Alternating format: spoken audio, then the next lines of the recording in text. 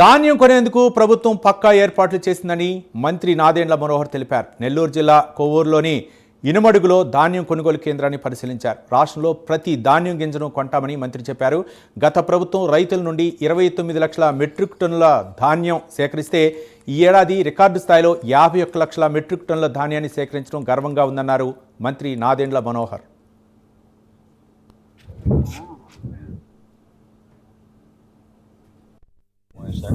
పైన బాగానే ఉంటుంది కానీ వీళ్ళు మధ్యాహ్నానికి మొదటిసారి 75,000 మెట్రిక్ టన్నుల ధాన్యం కొనుగోలు చేశాం.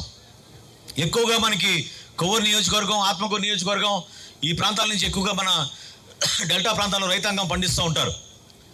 కానీ ఈ సంవత్సరం నేను ముందుగానే చెప్పాను, 150,000 మెట్రిక్ టన్నులు టార్గెట్ అనుకున్నాం.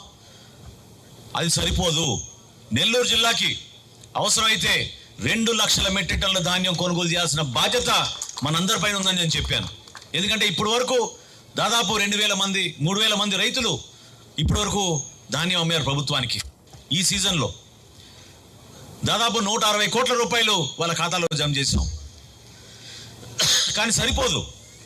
ఆ మాట ఎందుకు అంటున్నానంటే, గతంలో కూడా నేను చెప్పాను ఇక్కడ వచ్చినప్పుడు, మీరు కష్టపడి పండించిన ఈ బీపీటీ కానివ్వండి, సోనా మసూరి కానివ్వండి, ప్రభుత్వం వ్యాపారం చేయదు.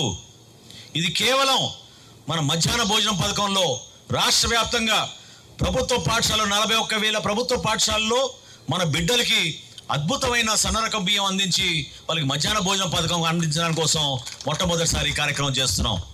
ఏ ప్రభుత్వం చేయలేదు. రైతును కూడా మేము గౌరవించాం.